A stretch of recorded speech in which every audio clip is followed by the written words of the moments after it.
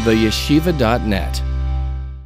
So we're holding Ois Vav, chapter 6 in the Basi Legani Tovshin Chav Gimel, Basi Legani 1963. In this Kuntras, it's page Yud Ches. Se'iv Vav. He goes now down to the next level. It's a series of how things devolve. V'hinei av she'yirida haniskeres la'el hi lamata adin tachlis mikol makoim gam yirida hachi tachtoina zu eina ela bedargas she'en bebchinas hakdusha oy sheshayachim al kol ponim lebchinas hakdusha ve'ein zu yirida hachi tachtoina mamash. Everything that was discussed till now which is the descent, the transformation of Ein Sof into reality. That was called Lamata, Adin Tachlis, which means Adam Kadman, Atzilus, Bria, Yitzira, Asiya, and then even to the grass that we spoke about in the previous class yesterday. The physical world, the very physical world. In other words, the lowest dimension of reality. When I say lowest, it means in the sense that its separateness seems intuitive, and the oneness is counterintuitive. But that's all levels that are either Kedusha, holy, or at least they could be connected to holiness. At least there's a neutrality there. The physical world is not, we don't call it evil, and it's not bad. On the contrary, it's the tool for living. It's the place where our souls and bodies function. We can't live without food. You can't live without fruits, without vegetables, without money, without your body, and without everything that we enjoy and use in this world. From the oxygen to the plants, from the animals to sunlight. So either we're talking about Kedusha Mamish, or at least it's connected to the world of holiness. So that's still not the Lamata Adin Tachlis. That's what he says. It's not the lowest Yerida, it's not the lowest form of descent. And to qualify, the descent is very profound, because already leaving the world of Tzimtzum is already called Lamata, already post-Tzimtzum. But you can't compare to Ur without Kalim, to Ur with Kalim, but it's still all Achdus, to the Ur where there's Pirud, until Mamash, the physical world. So yes, a Yerida it is, a big descent it is, but he says, Ein zu Yerida achi tachtoina Mamash. Al zeh mamshich ba'Maamar. Here comes the next piece in the Maamar, the Basi Legani of the Rebbe Rayatz in Ois Yud Gimel, sheyesh Yerida G'dayla Yosef.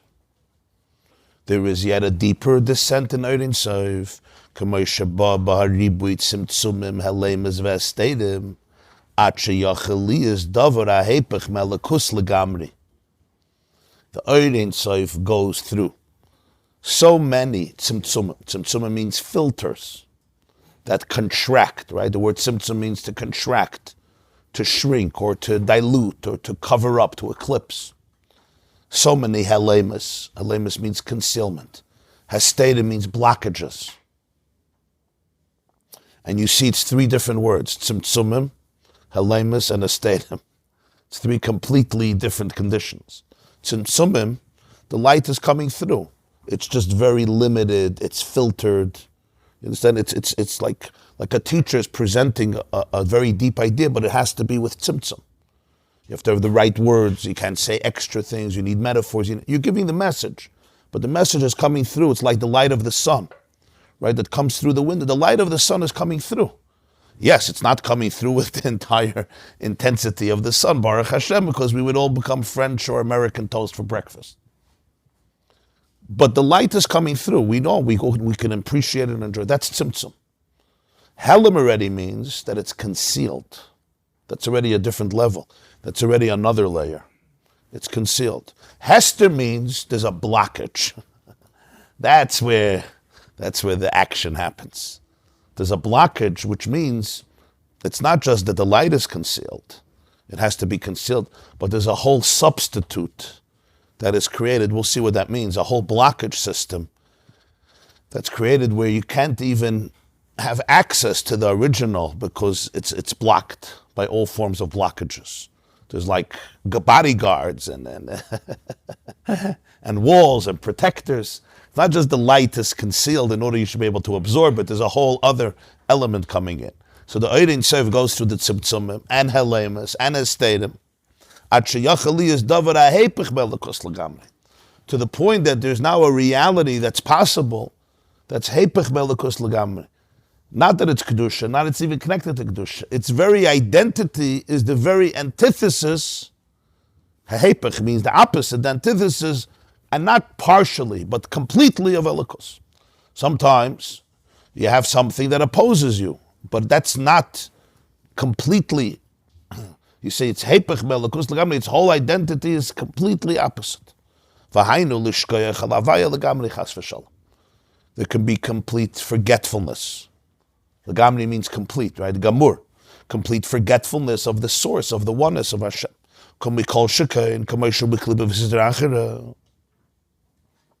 And certainly, the way this descent comes into what we call klippa. Klippa means a shell. And sitra achra, which means the other side. It's called the other side, because it's on the other side. Sitra means side, achra means other. Leimer liya oiri v'ani. It's an expression of Yecheskel. It's the Haftarah of Parshas Va'era about Parai. Parai, the king of Egypt, would say, Liya oiri, the river is mine, the Nile Delta, the river is mine, v'ani asisini, and I made myself. I made the river, of course, too, but I also made myself. Like you used to say about somebody, he's a self-made man, and he worships his creator. That was Parai. Liya oiri, the river is mine, v'ani asisini. And the river was very important because we have to understand that the whole economy of Egypt is all the credit of the Nile Delta, one of the longest, second to the longest river in the world, around 4,000, 5,000 miles. It's like the distance from here to Warsaw, the Nile, goes through 11 countries, the Nilus. And it's unbelievable. In the ancient world, what the Nilus was is it gave, naturally it flooded every year. In the summer, it flooded. It came over. They built a dam later. Recently, they built last century, the 1800s or 1900s, they built a dam. But the Nilus would always be oila. Rashi brings it. The Nilus is oila and it would flood everything. So the soil of Egypt was unbelievably saturated with the nutrients and the water that needed for tremendous growth and prosperity in the ancient world. Besides it having such a marine life, such a water life, the famous Egyptian crocodiles and alligators. It's called the Tanin Hagadol, the great crocodile Haroivitz B'toichi Oirav. So the river of Nilus was like, if you know what I mean? If you own today Facebook and Instagram and Google and Waze and YouTube and Amazon, so that was like you owning the Nilus. It was like you owned half of the buildings in Manhattan. So in Parai he said, Liya oiri v'ani asisini. So that's the ego in the opposite extreme. The question is, do you say this is Ein Sof Lamata Adin Tachlis? That's the question. See, here it's already going to another, you're not talking about a blade of grass. Yes, where a scientist could look at a blade of grass and not see the full truth. You could study the nervous system and not see the full truth. You could study DNA, the genome, the cell, and not see the full truth. Here, it's going, the Yerid is so deep that the blockages are so profound that you have a Parai personality who says, Li Yoedi V'ani Asasini. She says, oh, hey, Pechem is mamash. It's not just not the truth, it's the opposite of truth. Sometimes, there's an expression in Yiddish, Aligen Tarminer Zagen. Dem Emes darf man euch allemal sagen. You're not allowed to say a lie. It doesn't mean you always have to say to everybody the full truth, right? If you're eating in somebody's house, I remember my son once ate in somebody's house in Brooklyn, and he came home and I asked him how it was. He says, he has to throw, it was nauseating. So I said, what did you tell the woman, Beulah? He said, I told her the food was unbelievable. I said, what did you mean? He said, it's hard to believe that somebody should make such food. He was like 10 years old. He said, I told her the food was unbelievable. It was very emistic. He said, it's hard to believe. They say in the Litvish Yeshiva is a story that the Chaim Brisker, the Brisker Rav, once said about somebody that he sits 18 hours and learns, and he has tremendous sayata d'shmaya. They said, but the guy doesn't know anything. Yeah, he says to sit 18 hours and not know anything, you need a special sayata d'shmaya. But in any case, so you have something, sometimes, so somebody doesn't say the truth. Not saying the truth could get you to a lie, but it's not a lie. Not saying the truth, it's like a helam, it's a concealment. Heipach ha'emes mamish, that's like a hester. It's you're deceiving. You understand the difference?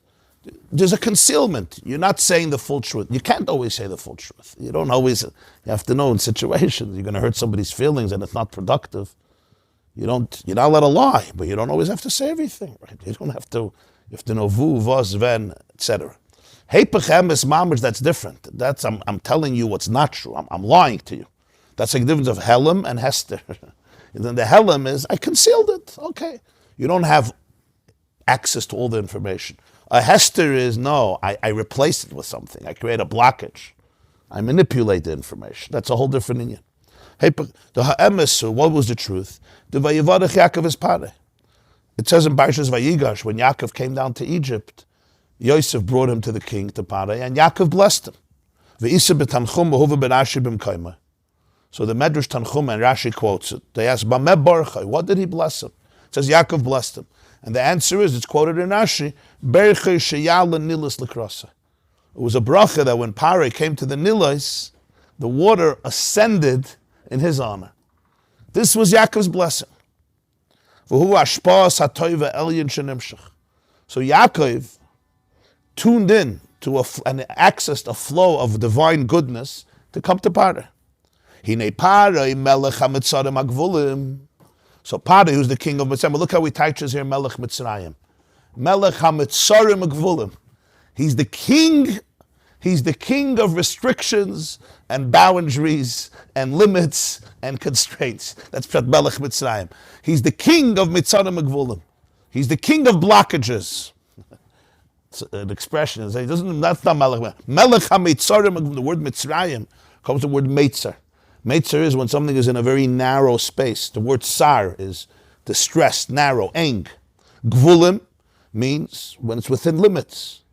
So Mitzrayim represents a situation where somebody is constrained, like when somebody is incarcerated. You're stuck in a closet, you're locked up in a place. There's no freedom of expression. There's a sense of inhibitedness. Pare is the king of that. So what happens? So this Pare who was blessed by Yaakov that the Nil should ascend, he becomes ungrateful. He comes and says, the river is mine. So here you see what Pare does. The whole reason he could say the river is mine is because of Yaakov Avinu. It's because Yaakov Avinu's bracha. That's why he could say Liyayri. If not for Yaakov Avinu's blessing, he would never be able to say Liyayri Vaniyas City. He would just be a regular guy coming to a river, and going swimming or playing frisbee. Because Yaakov blessed him, so every time he came to the Nil, he said, it's mine. I'm the father, I'm the God. Pare declared himself, they called a demigod. He was like a deity. It says he would go to the bathroom early in the morning, he would go to the Nilus. This is the concept of K'foi Toiva. K'foi Toiva doesn't mean, K'foi Toiva means, not just, I didn't say thank you. You take the very person that is responsible for your very success, you use your success to declare a war against that very awareness that Yaakov was trying to bring. He knew that the bracha came from Yaakov. That's the level of the lie. Sometimes you ignore something, you're not grateful, you don't say thank you here.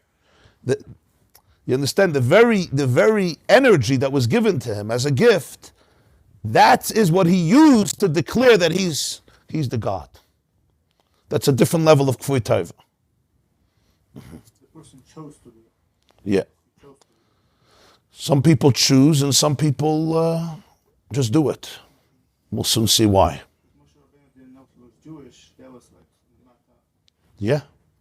So that's he says that's the next level of Yerida. The question is this also Ein Sof? Or at some point, does God say, Ad Kan? I could have said Briya, Yitzida, Asiya, Gashmias. What about this? Oh.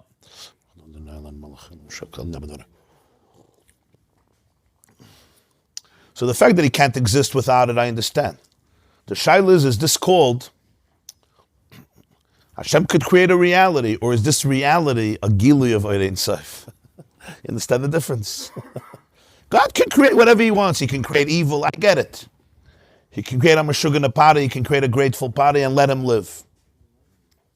The shaila is if this is a gili of Ein Sof. That's already a big question. In other words, deep, deep, deep down. At the surface, he's a kfui tova. Deep, deep, deep down, what is it? Is it redeemable? If it's Ein Sof, it's redeemable. If it's unburdened of its facade, you'll see that it's infinite light. Or not. Or do we stop at some point? And we say, you're out of the pale. You don't say, Lo yidach menu nidach. That's the shaila. Because you're talking about this concept of li yoyri v'ani asasini. It's very... and you see the ungratefulness of Pari. He calls him a kfui tova, melech hamitzarim ugvulim. He called himself a god, but he was really the king of restrictions. He was trying to be a god, and in being a god, he became the king of inhibitedness. You understand? Huh? Yeah. He wanted to be in control of everything, so he was controlled by his control. Right? To the point he didn't even have, at some point he didn't have free choice. The joke of the situation is this God couldn't have free choice to decide things. It's like an addict. Yeah. Similar, yeah. And the Nilus would come up to him. It's an interesting thing. You see the difference of Moshe and Parah. It says that Moshe didn't strike the Nilus to turn it into blood because he was thankful to the river. Why? Because it protected him in the basket for a few hours. That's what saved him in the basket on the Nilus, so he didn't strike it. Also for Kinnim, for lice, he didn't want to strike the earth because he buried the Egyptian in the sand and it protected him, whatever, for a few days, for one day till Parah found out, so he was sensitive. He also had the ability to give that bracha because the waters would rise up to them. Perhaps, yeah, could be. So Moshe wouldn't strike the Nilus. Why? Because it protected him for a few hours. So now look at the difference. Moshe Rabbeinu was protected by the Nilus for a few hours, and therefore he had this sense of gratitude, even though it's water. It's not a person, it's water, and he wouldn't strike it. Parah, the Nilus went up to him every time he came there. So how did he show gratitude? Every morning he went to urinate over there. You understand the difference? It tells you exactly the profile of people. One person helps you for a few hours, so the rest of your life you remember it and you're sensitive. And the other one, you come up to me. Okay, however you want to do the sentence, but I will unload everything on you. You get it? It's different, right? Like there's an expression, I think it's in Medrash somewhere, when you take a loan from somebody, give them little rocks. So when they start throwing rocks at you, there should be small ones, not big ones. Somebody helped them. So you use that very help. It's like if I'll give you a gift of money because I love you, and then you use that money to take everything away. It's like a Gemara in Gittin, the mice over there. So you understand, that's the Nakuda. It's not just you're not grateful. You manipulate the very energy. But this is a mashal for everything that happens. So you take the very bracha of Yaakov and you use it against Yaakov, against the whole idea of Yaakov and against his children. The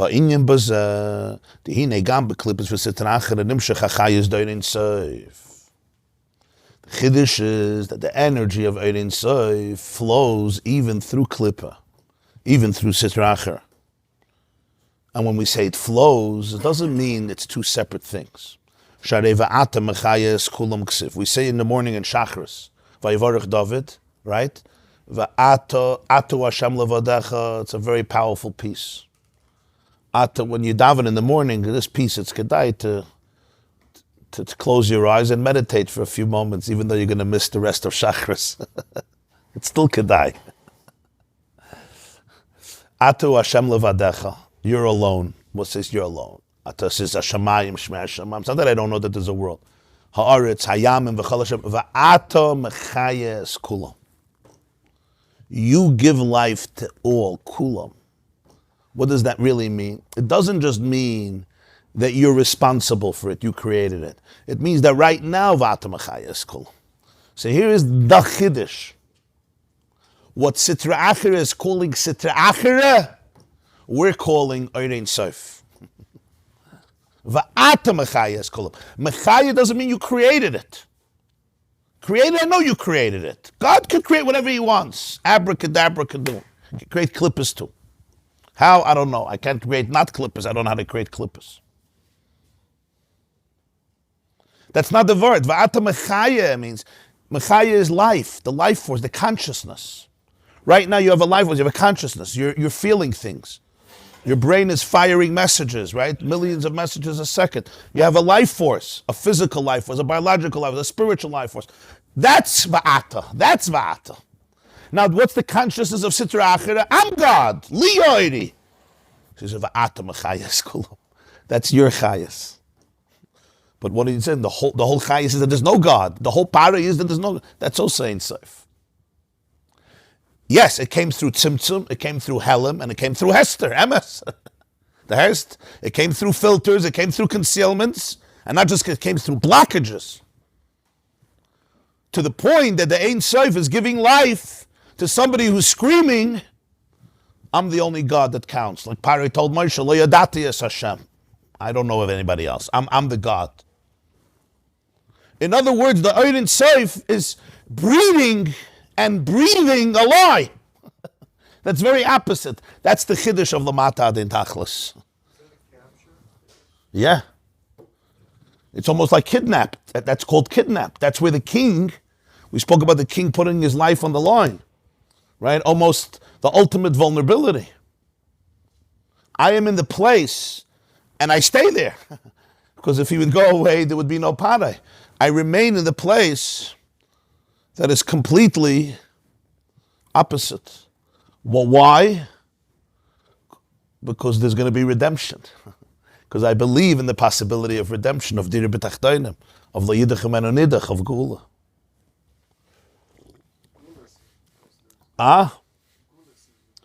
Yeah. Galus is because there's Geula, like we spoke in on Shabbos the Gashir. It's not that Geula comes after Galus.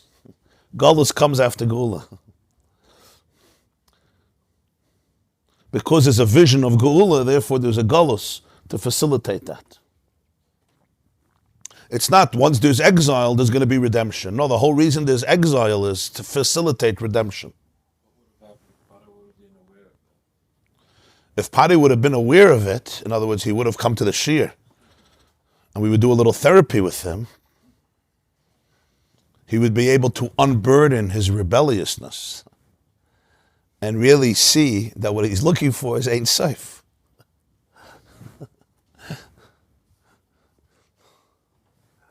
Who did Pari destroy at the end? Himself.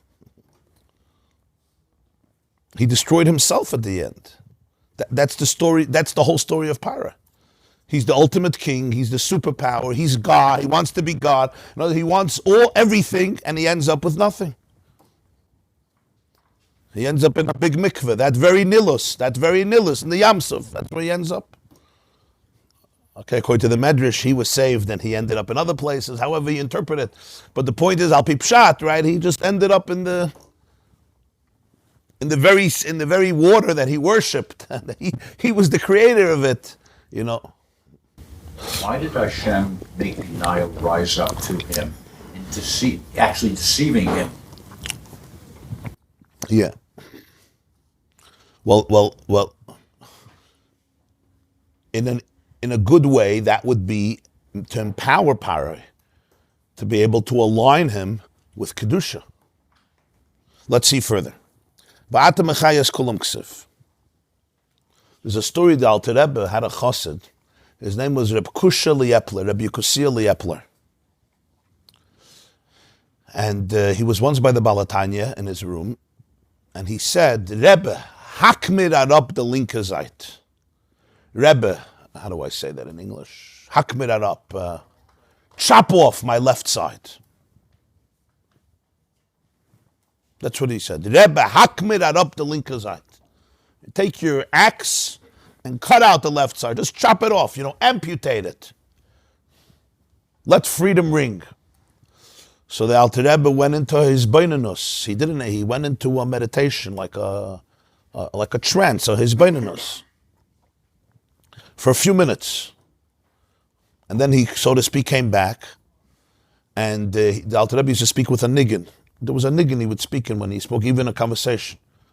So this is what he said to him. He said in Yiddish, he said these words, Va'ata mechayes kulam.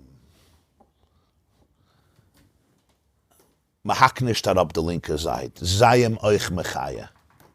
Va'ata mechayes kulam. Zayim euch mechaya. Hashem gives life to your left side. You also give life to your left side. We're not chopping it off. That's what he told him, Kusha Lepler. That's what this Maamar is saying. Why not? If you can, I don't know how to amputate it, but if you can amputate it, it's the source of all infections. When do doctors, Khalila, amputate a part of the body? It's unsalvageable, and it's infecting the rest of the body, right? You want to die, or you want to have it's tragic. So he told Alter Rebbe, the infection is too deep, it's contaminating my whole system, get rid of it. He says, no. Va'ata mechayes kulam. If we get rid of it, you know what we're getting rid of? We're getting rid of Odein Seif. Zayim euch mechaya. If it's a past for the Eberste, it's a mechaya. It's a past for the euch. But what does it mean, Zayim euch mechaya? Zayim euch mechaya means you have to unburden it of its facade, because it's very thick. It's very, very dense. He's not saying it's not left. He's not saying it's not a Yetzer Hara. But what looks like a Yetzer Hara on one level, if it could be unburdened of itself, you'll see that it's really a Spashtas and Gili of Ein Sof. It says, Va'ata mechayes kulam ksef. Ela shahachiyus yoyred umisave umisgashem. Again, 3 words. Chayus goes down. Umisave, it becomes thick. Umisgashem, it becomes materialized, concretized. V'shefeya derech hagalgalim v'amazolas. Then it goes through the heavenly planets. Ad sheyochel liyas davar hepech malakos mamash. It's all va'ata mechaya. What's the final product? The final product is you have a para. You have a horse. You have an ant. Yeah? You have a cat. You have a dog. That's not para. That's part of God's beautiful physical world. The horse doesn't say, Li yoidi v'ani asisini. On the contrary, the horse says, come on and I'll give you a ride. I'm your Merkava. That's a horse. Right? But Pari doesn't say that. Furthermore, the hine gam davar shu hepech melakus yachali is ba'ofen she'eni yedeyas ribonim mechavel limned by. Shaz eni ikafei tova kolkach. You can have something that's antithetical to godliness, but it's because of ignorance. He doesn't know. He doesn't know, but there's something higher. It's not an intention of rebelliousness. Yeah, I may spend my conscious, my life is completely antithetical to any truth. But it's not coming from knowledge, so it's not that the person is ungrateful. They just don't know better. It's like a tinik shenishba. Now there's something even lower. You have the person who walks around saying, I'm the river. The river is my shaita. He doesn't know. Fine. Say that. It's also not nice, but it's not a kafui tova so much. I know. Pari knew who gave him the bracha. He wasn't a shaita. He knew what happened before Yaakov came and when Yaakov came. He knew. He knows.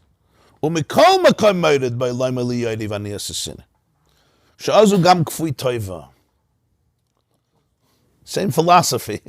Or the same Pari, even if it changed Pari, was him. Vayakam melech chadash shelo yodas Yosef is a machlekes Rav and Shmuel if it was a new one. V'zeu shemevi b'mayim adugma mipara. That's why the example that's brought is para. It's not just clip; it's a lower level. Sha'av sheyoda shaliyas aniyas l'krasim tzad brichas Yaakov. He knew that it's coming from Yaakov's blessing. So what would a person do that? You're grateful to Yaakov. You see that your whole power, your whole richness is due to Yaakov, so it makes you more sensitive, more thankful, right? More indebted. It's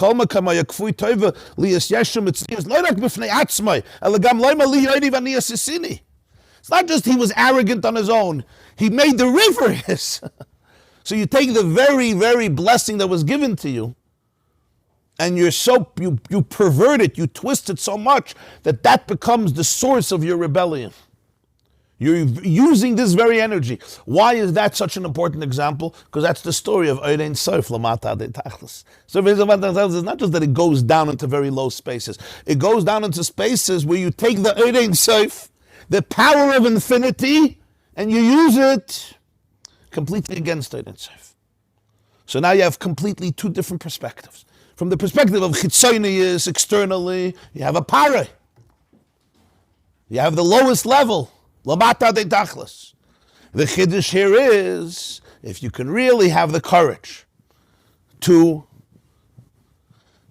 strip the layers and remove the facades and unburden it from its own warped belief systems, you'll be megala the truth that it's va'ata mechayes kulam right now. Yeah, it's not just courage. You need tools, you need support, you need help. Yeah. So this is where the ultimate tikkun comes from. Right? There's two, it says in Tanya, in Perek Lamed Aleph, that there's two stages. There's something called Yitzias Mitzrayim, and then there's the Geula, the ultimate Geula. Yitzias Mitzrayim says they ran away. Kibaracham, this week's parsha. Kibarach. L'asid Lavi, it says in Yeshaya Navi, Loi b'menusa telechu, you're not going to run. Relax. What's the difference? The Rebbe says in Tanya that in Mitzrayim, when they left, they ran away from Parai. They ran away from Mitzrayim. You know why they had to run away? Because they left Parai, but Parai didn't leave them. They left Egypt, but Egypt didn't leave them. It was inside. That's what he says in Tanya. So you have to run away from a part of yourself. By the Geula, it's going to be the complete tikkun. You don't have to run away. Because not just you left Pari, Pari left you also. Why? Because Pari himself Mitzrayim is transformed. It's known as the two stages of Eskafia and Eshapcha. Eskafia means you have a Pari inside of you screaming Liya Oidi, but you don't listen to it. You're aware of it.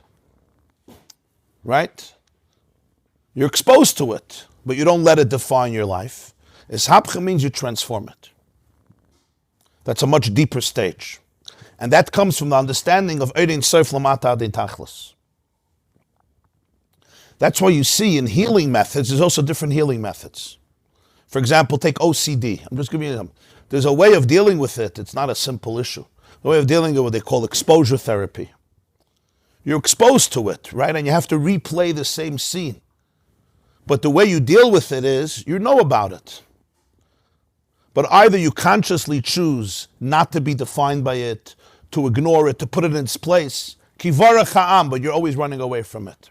There's a much deeper level, is hapcha, that's what we're talking here, saying, can you unburden the very OCD feelings and then you'll see what's really the pneumius of it. I'll just give you one example for this, because there's different models today. One of the models that's very popular in recent years, it comes from a guy, Dick Schwartz, known as IFS, Internal Family Systems. It's just a very useful technique to be able to understand this concept. There's other models also, but it's a very powerful technique. In fact, when I heard him talk about it the first time, he didn't learn it from science, he learned it from experience. He's been a doctor and a therapist, a psychologist, a psychiatrist for 40, 50 years. And he didn't learn it, he learned it from his patients, which is a gewaldige inyan, because many healers, they put their patients into their boxes. I have a textbook, right? If you're not sick enough, I'll make you sick. But you're going to fit into my models of who you are. That's the very opposite of emes. The opposite of emes is bittul. I'm not going to make you fit into my textbook. I'll rewrite my textbook based on you. You understand? It's a whole different inyan. He had the humility of challenging himself and saying, let me hear what my patients say. So just very, very briefly, and it's really, it's a pella, because the oisius that he started to use, a mamish oisius, that lahavdil, the whole chassidus is filled with those oisius. He said there's an essential self, an essential real self, that is as whole as it can be. It's compassionate, it's loving, it's curious, it's courageous, it's creative, it's confident. All C's, a bunch of C's. It's connected. You want me to do more C's? Cholesterol, kneidlach, kishke, kasha, kashavanishke, kreplach, calories. That's the Jewish self. But it's really, it's a self, to put it in the oasis of Yiddishkeit, the oasis of Primus HaTorah, it's a chelik, it's Eirei Seif. It's a tzelem elikim. Even by a non-Jew, it's an image of Hashem. By a Jew, you call it a chelik elikami mal mamash.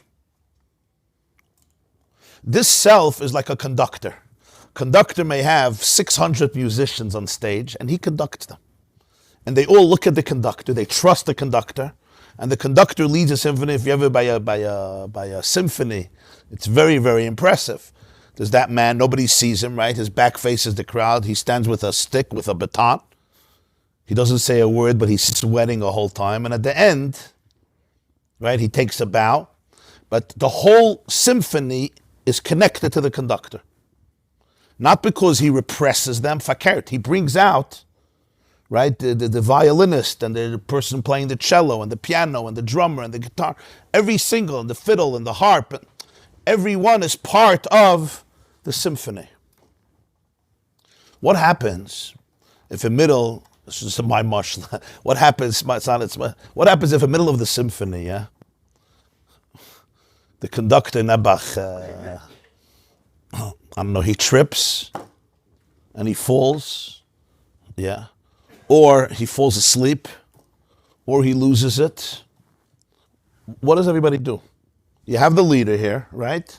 And the poor leader doesn't know what hit him. He fell asleep, yeah? He's suffering from delusions. He just broke down in front of us. He became disintegrated. He fell off the stage. He hurt himself. And he had a heart attack. Whatever, he's gone. So now you have 600 people. And they need to survive. What do? They can't trust him. But there's a show to go on, yeah? We have to make our money. There's a lot of people there. There's 20,000 people. So now chaos ensues. So what's the metaphor here? As long as the self, the real self, is a conductor, it takes all the parts of the human personality, and they all are part of the symphony, because we have so many different parts. We have curious parts and creative parts. We have parts that detect danger. We have parts that are proactive. We have parts that are defensive. All the different kaichas nefesh. Chachma, bina, das, chesed, gvura, tiferes, netzach, chaydi, yisod, malchus. And everyone is part of a symphony. Sometimes you need chesed, sometimes you need gvura, sometimes it's danger, right? Sometimes you have to fight, and sometimes you have to run, and sometimes you have to be quiet, and sometimes you have to speak. But what happens, taking an extreme example, if that self, it's not so extreme actually, it happens in so many lives, if that self has been wounded terribly, and because that self is so pure, right, whether it's shamed, ridiculed, criticized, molested, abused physically, emotionally, one event or many events, what now happens? So this is where something very serious happens. And that is, this self goes into golus. He actually calls it exile. It's a fascinating thing, because throughout Tanya, the Alter Rebbe always says that a neshama could be in golus. It's an exile. What's pshat in exile? You hide it away, you close the door, and you say, you stay there. For one of two reasons. Either we can't trust you, because there was a whole symphony, and what did you do? You were the one who allowed, right, terror to happen. I can't trust the self. Boom. Or maybe on the contrary, I have to protect the self. It won't be able to protect itself. So now all the different parts start playing roles as managers, as protectors. In Chassidus, it's called klippus. They all now become cover-ups not to allow anybody or you to get back to the self. It's too dangerous. Because that self will never be able to protect you from danger. Look what happened when you were 3 years old. Your self didn't protect you. I'm going to protect you. So now this part maybe that was supposed to be there in order to detect threats now takes over the life. So I may be a very angry person, or I may be a very anxious person, or I may have terrible social anxiety. What's really happening? That very, very part that maybe loves people and loves to schmooze with people. But it knows that the I is shameful, the I is unworthy, the I is garnished. Right? So if I hang around with people and I schmooze, you may find out who I really am. I can't afford to do that. I have to stay in my bedroom. I could text on WhatsApp. I can't be with people. So I come into a wedding and suddenly the social anxiety. So what is it? So one person will tell you, ignore your social anxiety. What we're saying is no. Every single part assumed a klippah really in order to protect in its own warped way the Ein Sof, the neshama. Now this requires so much empathy. You can't force your way through because those klippahs are very strong. He calls them the self, and then you have managers, protectors, and firefighters. The managers, they manage your life, and they know it's like the Gaboyim by the Rebbes, you know? They don't let you in. That's managers. They're protectors. All they want to do is make sure you don't have access to the real self, whatever they need. They become aggressive, they become depressed. The main thing is they'll avoid contact. Then you have a firefighter. What happens if somebody did trigger the self and there's danger? So the firefighter right away comes, right? Suddenly there's something else going on and it distracts you from the situation. Where does healing come from? You have to speak to all those parts and say, Tayere Kinderlach. Now, he took it to such an extreme, and the reason I appreciate, and you have to be very sensitive, is he says that over 40 years he has found, and I'm saying this with sensitivity because it shouldn't be chas v'shalom understood as moral relativism, that people who did the worst things in life, you know what, pedophiles, gili arayas, shvichas damim, right? On one hand, it's evil of evil of evil. And it's true. They destroy themselves. They destroy other people. But really, and a person is responsible if you're responsible. But really what's happening, really what's happening is that the parts are carrying the burden of trying to protect the self that is so wounded. And in their distorted realities, this is the only way I'm going to be able to manage my life. I'm going to be able to survive.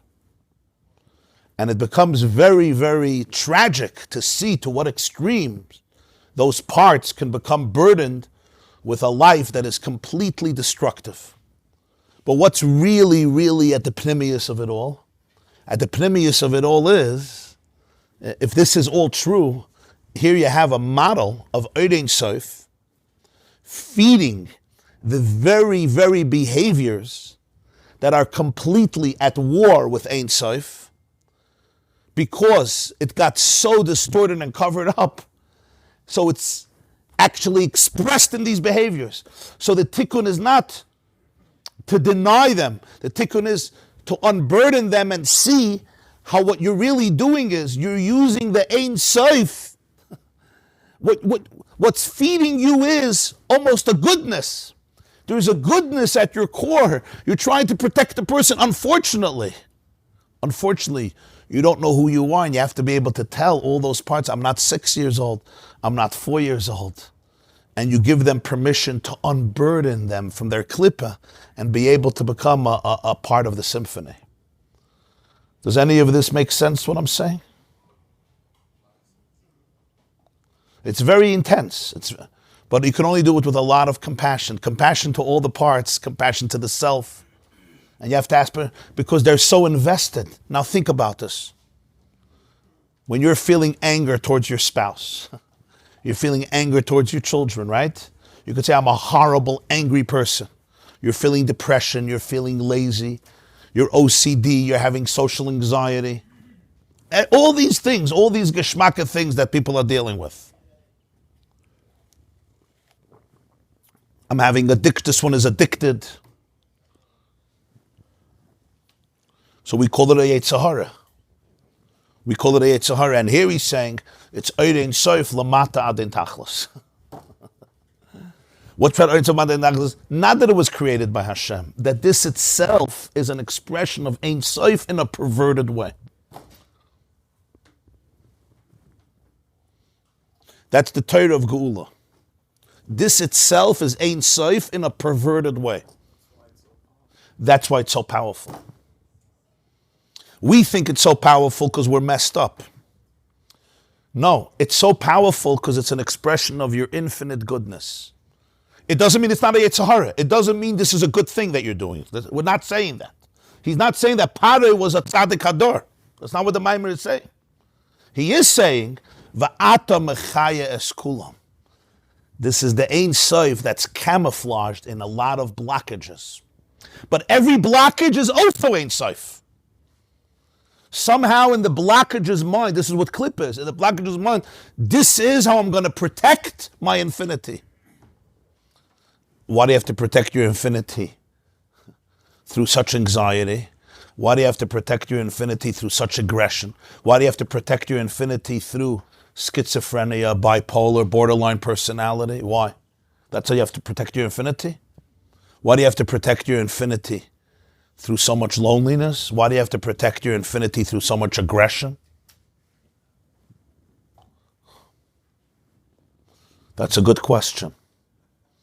So hold my hand, and instead of asking me what's wrong with me, ask me what happened to me. And let's go for a journey. And we'll uncover a lot of things, a lot of powerful things. And then I don't have to convince my aggression or my depression or my social anxiety that it's bad and it should shut its mouth. It's more than happy to shed the layers and unburden itself. The greatest burden of Klippa is Klippa. The most miserable person, the most miserable reality is Klippa. You understand? You know why? Because it's not who it really is. It's so burdened. It's like I put a washing machine on you and you have to carry it for the rest of your life. But now you have to turn it into a philosophy. That's hard. Imagine, I give you a washing machine. Yeah, when you're 3 years old, I say, here's on this shoulder. I give you another washing machine on this shoulder. You now have to carry it for the rest of your life. But now you have to make sense out of it. You have to smile. You have to come to school every day with 2 washing machines. So what do? You turn it into a philosophy.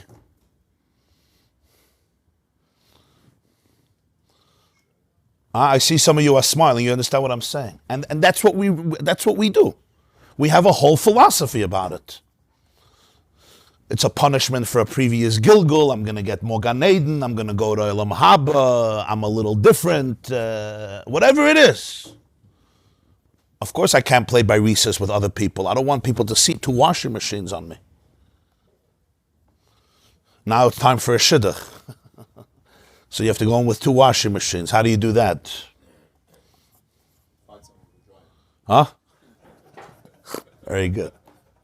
Very good. He said you find somebody with a dryer. The best story for this, the best story. It's gewaldige Meise. I heard it once from a woman. She said she heard from her father. He was a Yiddishist. There was a guy, he wanted a beautiful suit, and he got the most expensive silk Italian fabric.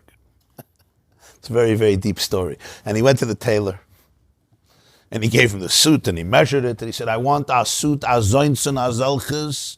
It should be the beauty of the century. You came to the right person. You came to the right person. Anyway, he weaves the suit, he designs the suit. 6 weeks later, the client comes back, the customer comes back to try it on. He puts on the suit. Never.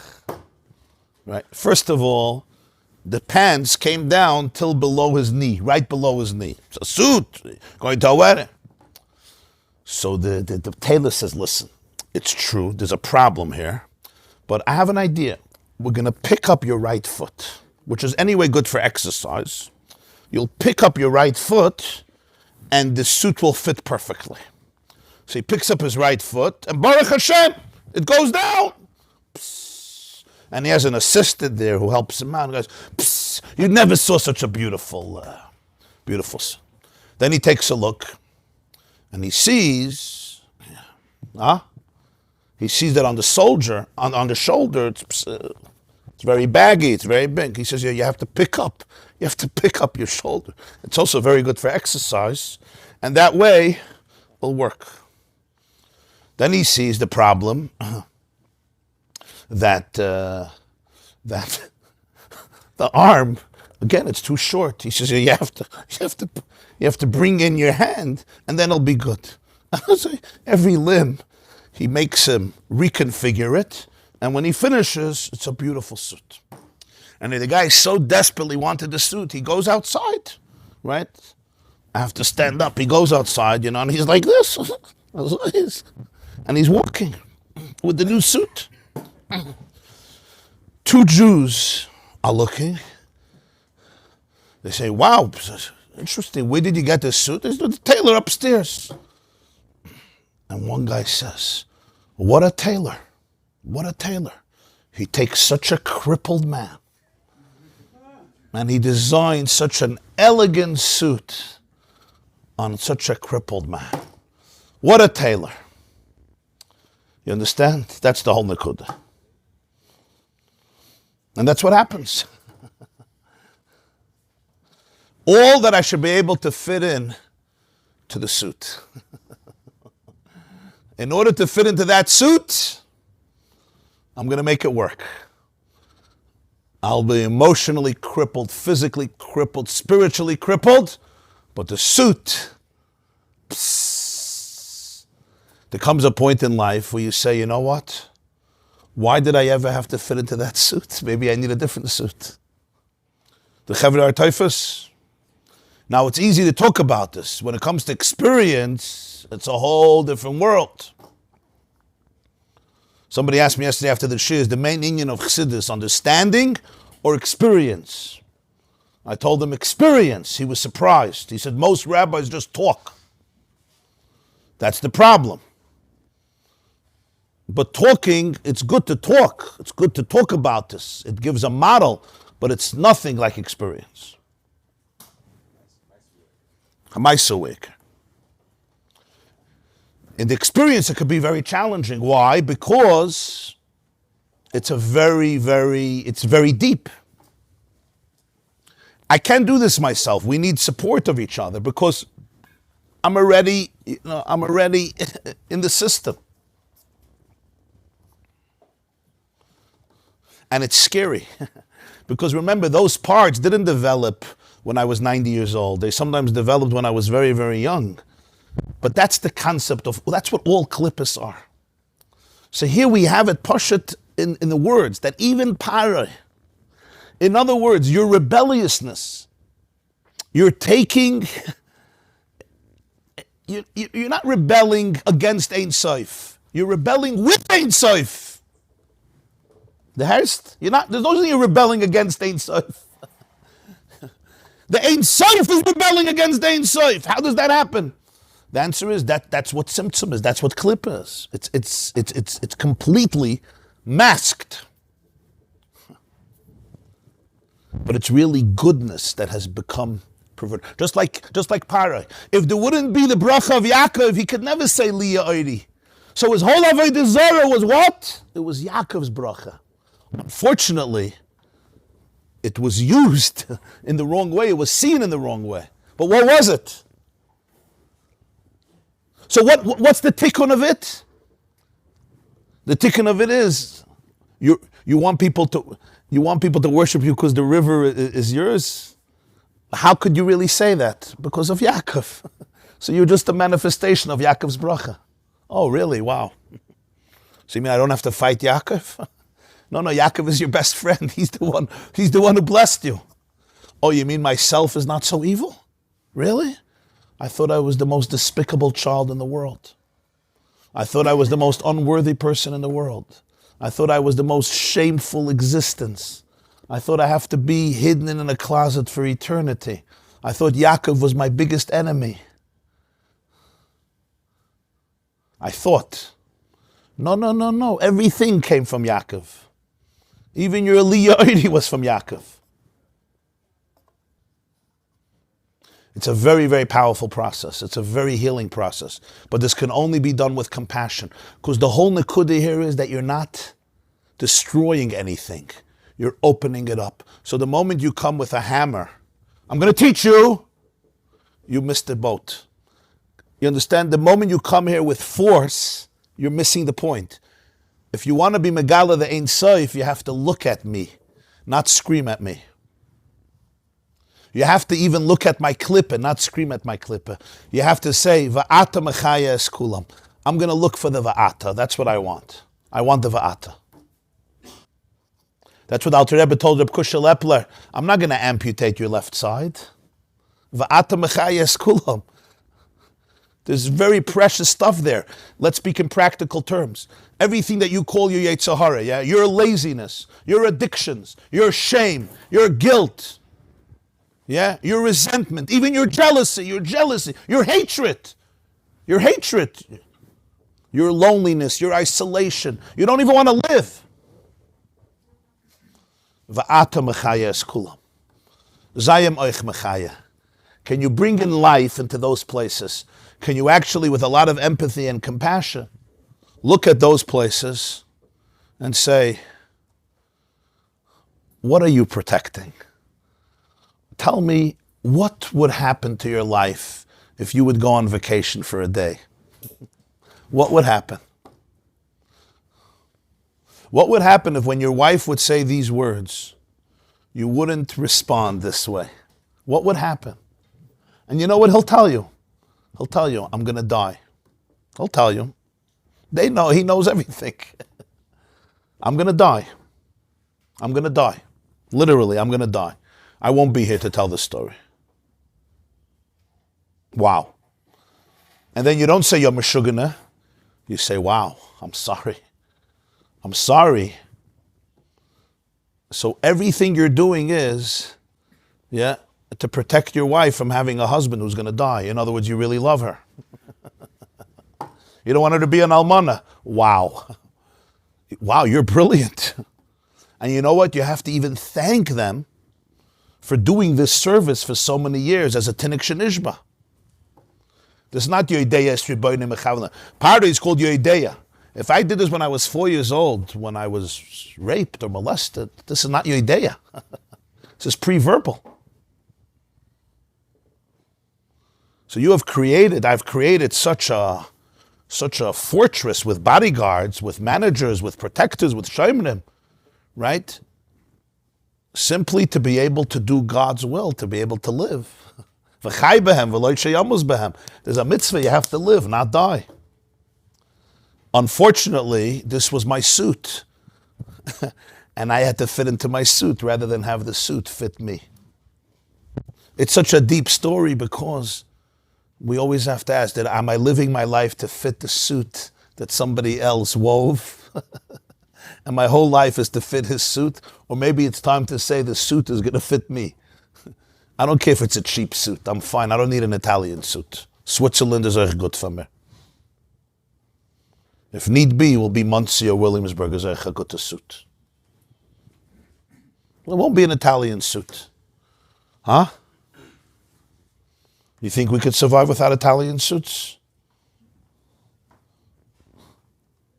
Thinking question. Moshe had this box cap. This is like he dealt with it.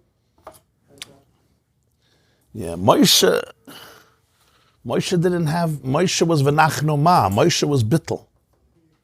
That's like called accepting.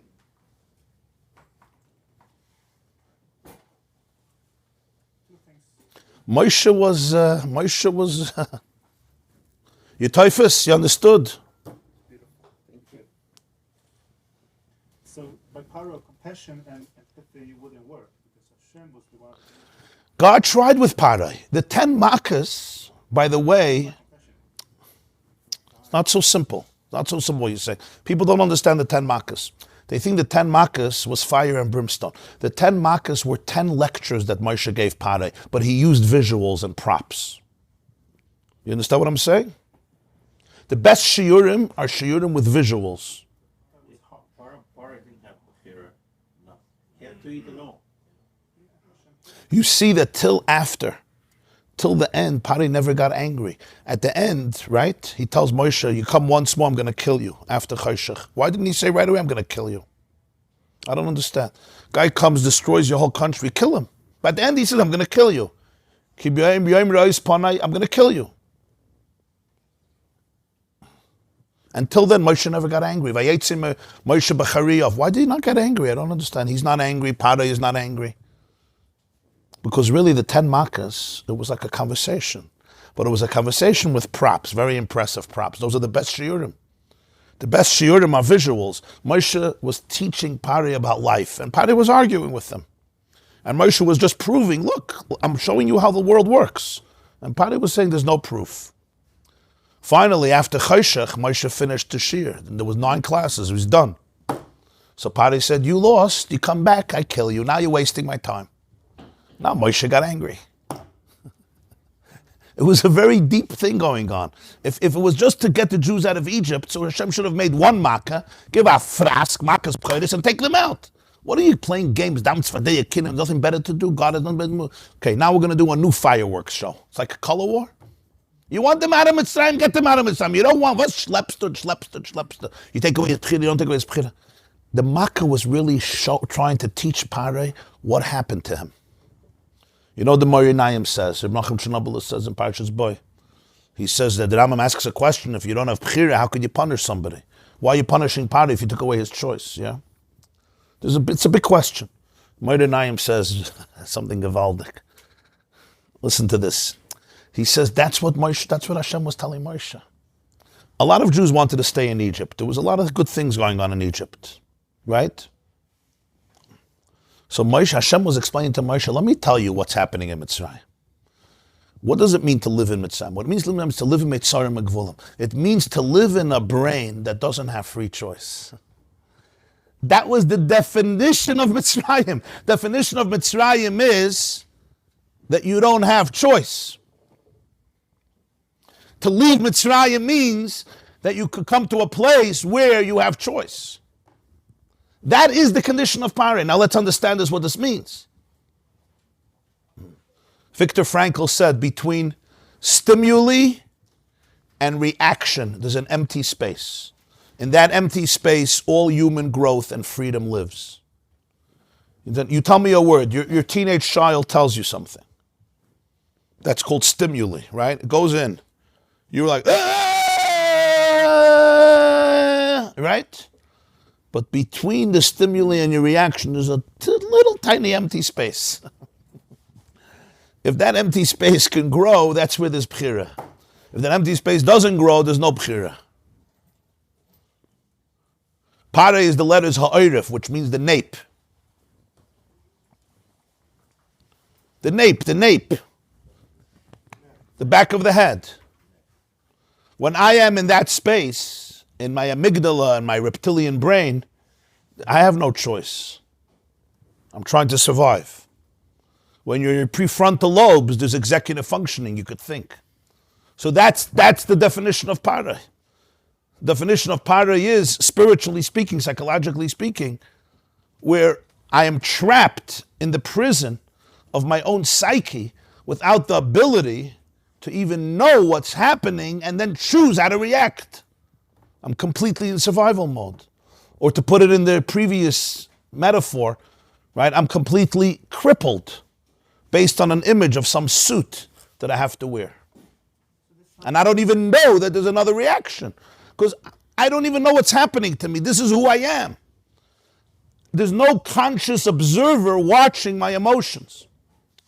Right? Your spouse says something, your employee says something, a friend says something, and you just go into a place, you run for 2 weeks, fight, or flight, or freeze, or fawn.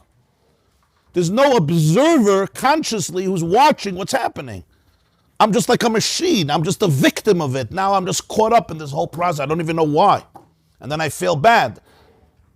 Can you almost distance yourself from yourself, right? Let your neshama watch what's happening, see it, and you're like, wow, wow, wow, wow, wow. And that's the beginning where you differentiate yourself from the parts, the Ein Sof from the Klippah. And then you can say, wow, look what happened here. But without that, my Ein Sof is completely entangled and what's the word? Convoluted and manipulated and exploited. And so what Ein Große Klippah that I don't even have access to because I am that. That becomes who I am. You need someone from outside. You need somebody from outside, and you have to become somebody from outside. In a good way, somebody from outside. Somebody who can watch and say, wow, look what's happening inside of me. That's where this period is an eye that observes everything, including the fact that my eye is completely off balance, completely wacky, completely chaotic. I can watch that. I'm like, wow, wow, wow, wow. Now that chaos is going to say, don't watch me, you're the one. It wants to always schlep in the core. It doesn't want you to stay from a distance, because if you're the Meshuggah, so then that's it, the game is over. And you have to say, wow, it really thinks I'm the Meshuggah. I don't think you are a Meshuggah. Wow. You understand? But there's always going to be an eye watching that. That means there's a Nakuda that remains free. There's a Nakuda that remains free. If you can hold on to that Nakuda, then you could say, wow, what happened here? And from here, Tikkun can begin. So that's the Nakuda here, that the Ein Sof Lamata Dein Tachlis goes into a place where it's feeding that which is declaring war against it, and that war itself, right? The oxygen for the war is coming from that which is being fought against. From that which is being fought. That's heavy. But that means you can heal it, because if you unburden it, you unburden the rebelliousness, there's no real bad parts. It becomes bad, but it's not a real bad part.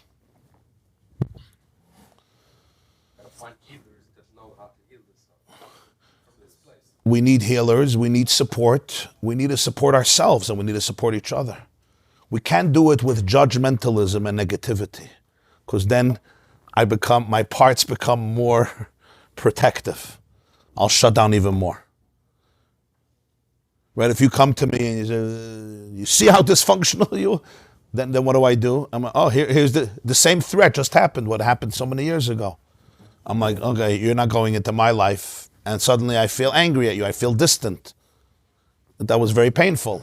So we have to understand that the only way to go through it is through compassion. Rachamim, midas harachamim. So Moshe and Parai actually had a language with each other. Because Moshe was an neshama d'Atzilus, and Parai was all the way lamata dein tachlis. So when Moshe spoke to Parai, it was very, very intense.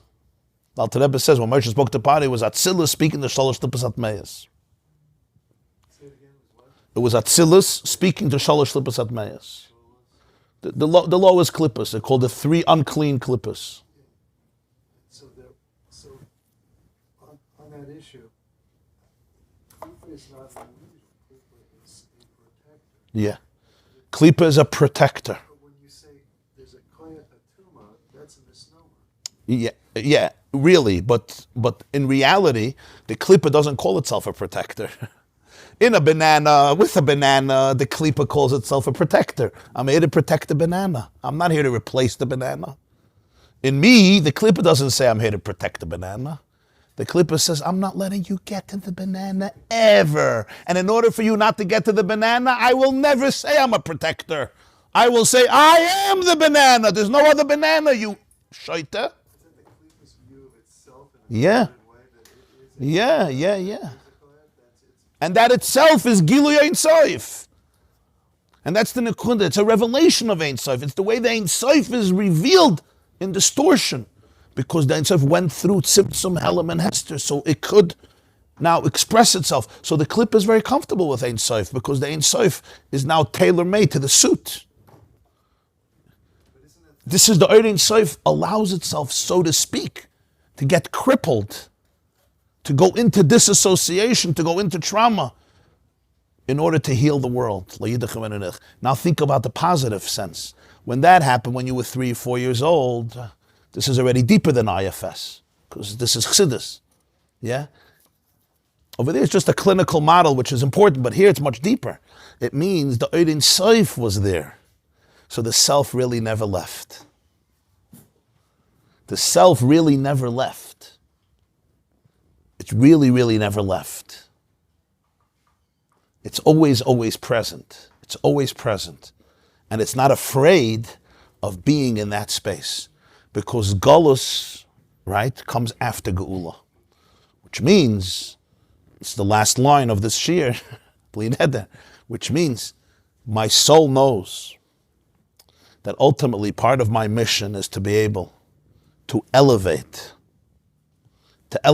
and liberate that darkness. So therefore it went into the darkness. Just like here, it doesn't start with klip, it starts with Ein Sof. The Ein Sof goes lamata ad ein tachlis in order to achieve the Basi Legani, the Iker Shchina b'tachtonim haisa.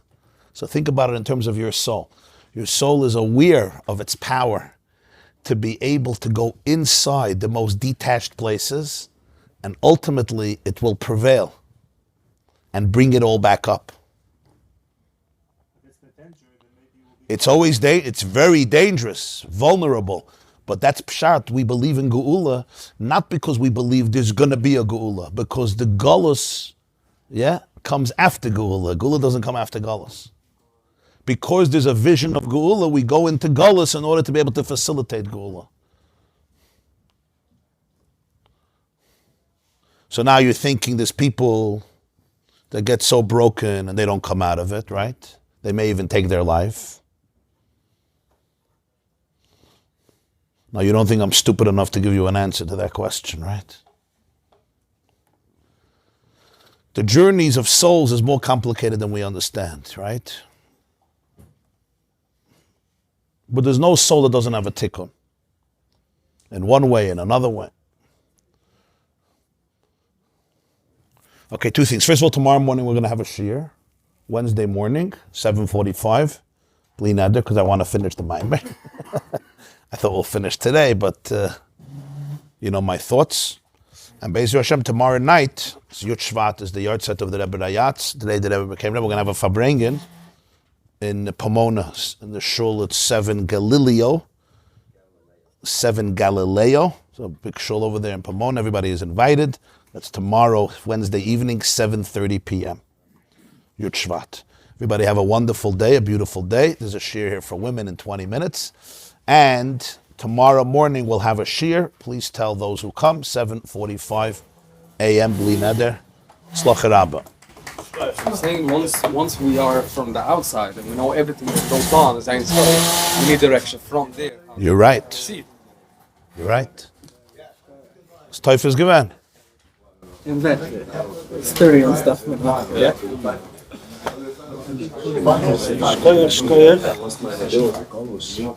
So Yud Shvat kommt noch einmal der Masse. Was? Welche Meise? Ich habe es hier auf dem Weg heim kann laufen. Welche Meise? Masse mit dem Jid, der Mann, was hat gehört vom Reben, was hat gesagt, wenn Rückgang zum Schweren. Moide dick. An eigenartige Liebschaft. Gedenk. An eigenartige Liebschaft. Was Teufels gewesen? Was macht der Bruch im Abayim von England? Ja, mit sich begegnet. Yad Kislev, ne? Was Teufels gewesen?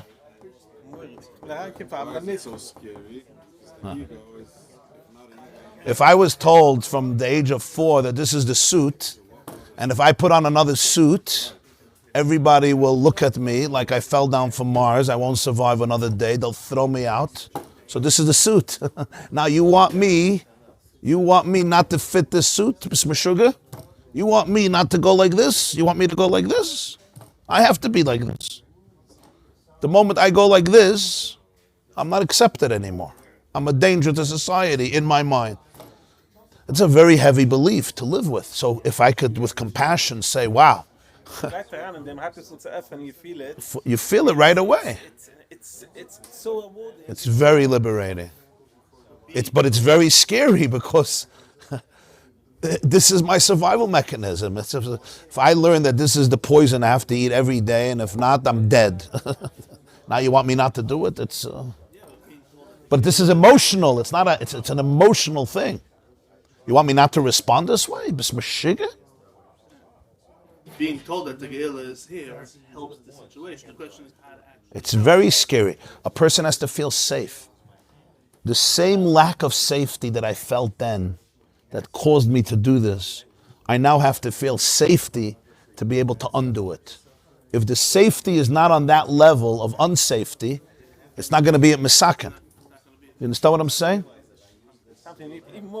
If somebody was attacked by a terrorist, Rahman al-Islam, right? A child is trembling, and you take him to a safe place, right? If he doesn't feel that this is as safe as that was unsafe, you're not doing anything for him. And he's going to stay stuck in that place. He's not in a safe place. He's in a place where there's a fire. So 20 years later, he's still in an unsafe place. So what do you do in an unsafe place? You don't say a word, right? Of course. I have to be a mensch also. I have 2 washing machines, but I'm a successful guy. So I build up, so I become a Pali, so now I own the Nile. I made myself, right? Fine. I'm a successful man. This class is brought to you by theyeshiva.net. Please help us continue the classes. Make even a small contribution at www.theyeshiva.net/donate.